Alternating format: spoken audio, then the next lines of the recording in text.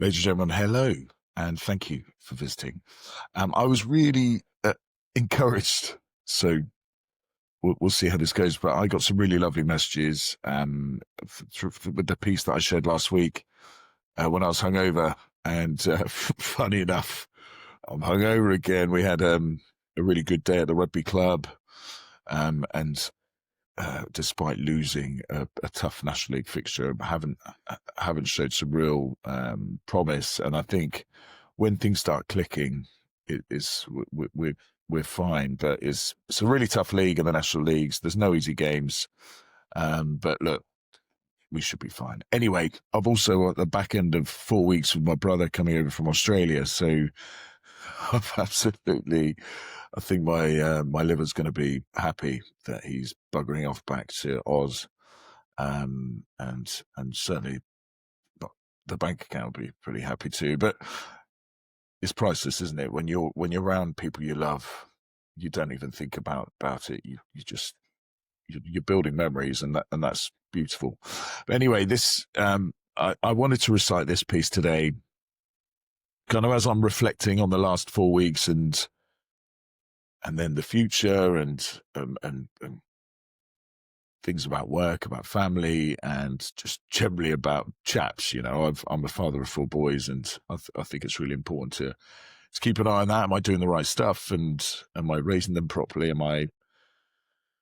These are always things you consider. So anyway, on my journey, I found the wonderful bangers from Rudyard Kipling, and If is absolutely one of those, and you'll probably most definitely have heard of it. But anyway, so I just want to give a bit of background to If as a piece. So it was originally written as advice to his son John, but it's got deeper inspiration from a good friend of Rudyard's, which was Leander Starr Jameson, who was he led a disastrous rebellion in the Boer War in the late 1800s, 1895, 96. And it failed, and that humiliated the British government. And despite this, Jameson basically showed extraordinary composure, loyalty, and dignity in defeat. And Kipling really admired that.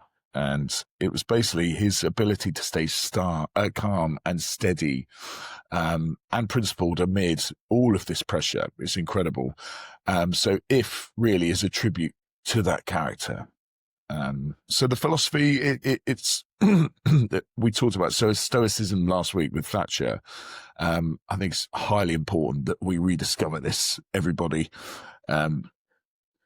It's ultimately, so the Victorian Stoicism is a blend of courage, restraint, humility, and endurance, and that kind of defined the British moral backbone of the British Empire, certainly at its height. And the verses, there's 4 verses, and each of the, or stanza, learn that.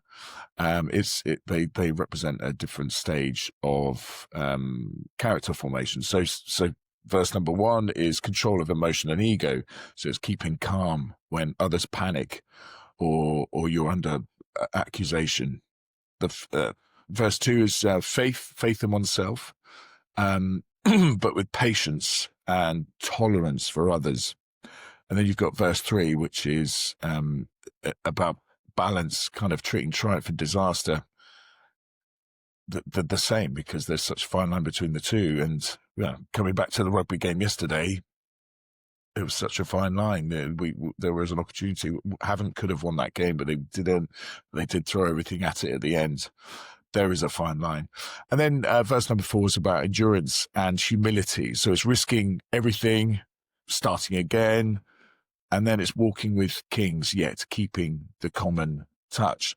So it's a moral blueprint for maturity. And it kind of fittingly ends with not triumph, but, well, manhood, really. And the line you'll know is, yours is the earth and everything that's in it. And, which is more, you'll be a man, my son. So, unfortunately, Kipling's son, he died Battle of Loos in 1915, and so after that, it kind of gave the poem a deeper meaning, a sort of a quiet sadness, really, and it really ends up being more of a father's lament. So it's deep, it's great, it's wonderful, and hopefully I could do it some justice. But in terms of the Forging, my podcast, if you think about it, this poem, if it's all about forging a man's soul in adversity, tempering pride, testing resilience, and shaping virtue under heat and pressure, and it's a poem of character under the hammer, and that's why it resonates across generations. It's not about perfection, but it's about endurance. So look, here we go. If you can keep your head when all about you are losing theirs and blame it on you, if you can trust yourself when all men doubt you, but make allowance for their doubting too, if you can wait and not be tired by waiting, or be lied about, don't deal in lies, or being hated, don't give way to hating, and yet don't look too good nor talk too wise. If you can dream and not make dreams your master, if you can think and not make your thoughts your aim, if you can meet with triumph and disaster and treat those two impostors just the same, if you can bear to hear the truth you've spoken, twisted by knaves to make a trap for fools, or watch the things you gave your life to broken, and stoop and build 'em up with worn-out tools, if you can make one heap of all of your winnings and risk it on one turn of pitch and toss, and lose, and start again at your beginnings, and never breathe a word about your loss, if you can force your heart and nerve and sinew to serve your turn long after they are gone, and so hold on when there is nothing in you except the will which says to them, hold on. If you can talk with crowds and keep your virtue, or walk with kings nor lose the common touch, if neither foes nor loving friends can hurt you, if all men count with you but none too much, if you can fill the unforgiving minute with 60 seconds worth of distance run, yours is the earth and everything that's in it, and which is more, you'll be a man, my son. Love it. I love it. And I always have a little laugh after I read this stuff. So if you like it, please comment and share. If there's any pieces that you'd like me to recite or read, please DM me privately.